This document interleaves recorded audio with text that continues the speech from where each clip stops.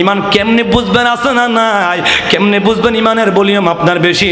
মনে রাখবেন, যত আমার নবীর মুহাব্বতের আলোচনা শুনলে ভালো লাগে, তত মনে করবেন ইমান তত মজবুত।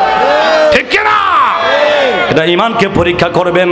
ইমান যে কেমনে বুঝবো তোমার আমার ভিতরে কতটুকু ইমান? যদি দেখেন আল্লাহর কোন কথা বলতে, নবীর কথা শুনতে, গুণগান গাইতে, ধর্মের কথা শুনতে আর আমল করতে ভালোই লাগে, মনে রাখবেন ইমান তত মজবুত আছে। ঠিক কিনা?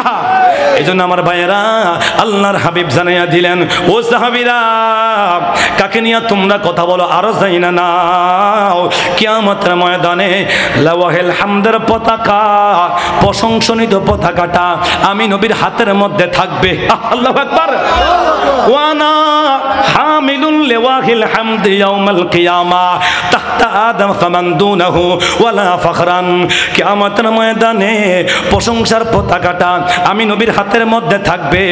আদম থেকে শুরু করে ঈসা নবী পর্যন্ত সকল নবীরা, তাদের উম্মতেরা আমি নবীর পতাকার নিচে আশ্রয় নিবে, এই ছাড়া বিকল্প পথ থাকবে না।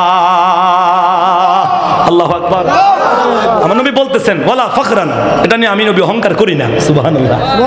আল্লাহর হাবিব জানাইয়া দিলেন, তাহলে লাওয়াইল হামদের পতাকা আমার নবীর কাছে থাকবে। সুবহানাল্লাহ বলেন। এটাকে প্রশংসার পতাকা বলে। এটা কেন হয়েছে জানেননি? মুরব্বীরা এখানে আছেন, জ্ঞানী গুণীরা এখানে আছেন, কেন হয়েছে জানেন? পয়েন্টের কথা মনে রাখবেন। এই প্রশংসার স্থান আল্লাহ আমার নবীকে দিবেন কেন জানেন?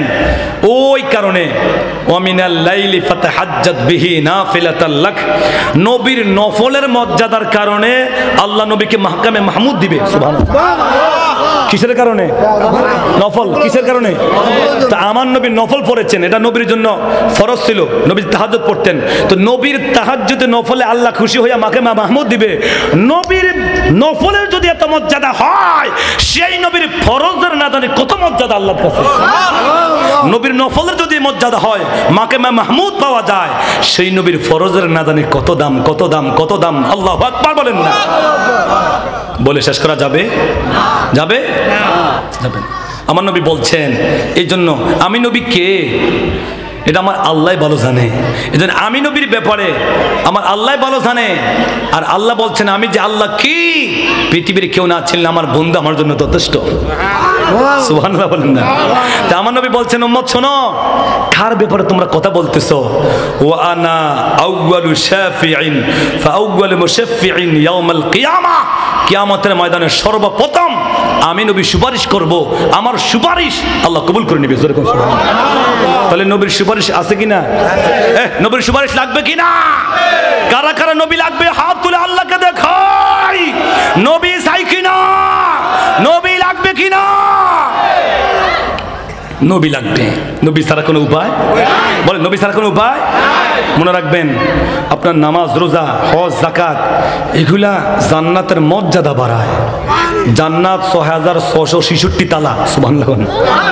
৬০০০। আমার দিন মোহাম্মদ ভাই যেই তালা বাড়ি সাজাইছে, ও যদি মাহফিল কালকে না থাকতো 2 দিন 3 দিন 1 সপ্তাহ বেড়াইতাম। এত জান্নাতের বাগান সাজায় রাখছে, ও চমৎকার লাগেও। আর আল্লাহ পাক বলছেন, ইমানদারদের জন্য আমি আল্লাহ আরো সুন্দরভাবে সাজাই। আমার ভাই তো নিজে সুন্দর দামি দামি টাইলস দিছে। আমার আল্লাহ বলেন, এমন গ্লাস সিস্টেম মার্বেল আমি আল্লাহ জান্নাতে কার্পেট বিছাইয়া দিব, যেটার নিচ দিয়া হাউজে কাউসার কলকল করে চলে যাবে, আর সোনালী মাছ খেলাধুলা করবে। আল্লাহু আকবার বলেন না? তাহলে আল্লাহর জান্নাত কম না বেশি? তা আমার নবী কি বলতেছেন? আমার নবী বলতেছেন, হাসরের ময়দানে আমি নবী সর্বপ্রথম সুপারিশ করব, আমার সুপারিশ আল্লাহ তাআলা কবুল করে নিবে। তাহলে বলেন, নবী সুপারিশ করবে কিনা? এই আকীদা আমাদের আছে না নাই? বলেন, আছে না নাই? বর্তমান কিন্তু খুব, এটা কিন্তু শেরজাবানা, মনে রাখবেন। যেই কোনো টাইমে দুঃখের মধ্যে ফালাই দিব, একটা যেই কোনো টাইমে অ্যাক্সিডেন্ট। কথা কন না? আমি যখন এই দেখছি গাড়ি নিয়ে যাই, ড্রাইভারে কই বাইরে আমি তো বক্তাগিরি করছি, অনেক পরিশ্রম ওয়াজ করতে, আপনি জামা ডালকে দিয়ে দেখেন সব ভিজে গেছে পিছনে, তা আমি একটু ঘুমাই, তুমি কিন্তু সাবধান গাড়ি চালাইও, কন্ট্রোল কিন্তু হাতের কাছে রাখো, কন্ট্রোল যদি হাত ছাড়া হয়ে যায়, ঘুমাইছি রাস্তা চোখ খুলে দেখবো খালের তোলা কথা কন না। সুতরাং সাবধান, এমন কন্ট্রোল রাখো, কন্ট্রোলের বাইরে বাইরে চলিও না, কথা কন ঠিক কিনা?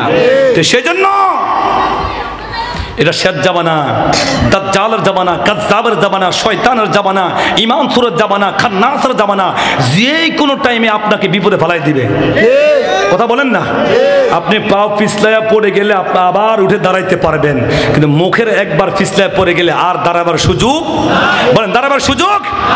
ইমান সুরে করবে চুরি, ইমান যে তোমার, বুঝে শুনে চলো বাইরে থাইকো হুঁশিয়ার, হুসুট খেলে পরে যাবে নাই কোনো উপায়, হুসুট খেলে পরে যাবে নাই কোনো উপায়, সঠিক পথের দিশা পেতে সুন্নি রাস্তায়, ঠিক কিনা?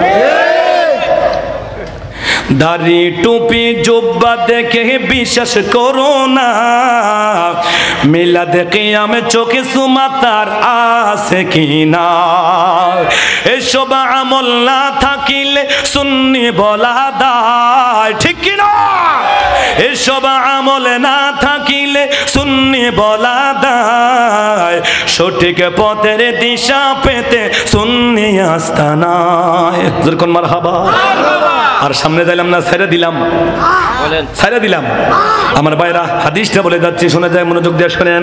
আল্লাহর হাবিব বলেন, কিয়ামতের ময়দানে আমি নবী সুপারিশ করব, আমার সুপারিশের মাধ্যমে আল্লাহ পাক সুপারিশের দরজা খুলে দিবে, সুবহানাল্লাহ। এরপরে নবীরা সুপারিশ করবে, শহীদরা সুপারিশ করবে, সিদ্দিকরা সুপারিশ করবে, ওলিরা সুপারিশ করবে, কোরআনে হাফেজরা সুপারিশ করবে, আলেমেরা সুপারিশ করবে, ইমামেরা সুপারিশ করবে, ফিসাবেরা সুপারিশ করবে, নবজাতক শিশু নাবালক শিশুরা সুপারিশ করবে। আমার নবী বলেন, সুপারিশের দরজা আমি নবী ওপেন করব। সেই নবীর ব্যাপারে যদি বলা হয় নবী নিজে জানে না নবীর কি অবস্থা হবে, আফসোস। এর চাইতে আর দুঃখ কোথায় রাখি, কথা কোন ঠিক কি? এর চাইতে দুঃখ যদি আইসির ভিতরে রাখি তাড়াতাড়ি মারা যাবে, কথা কোন না?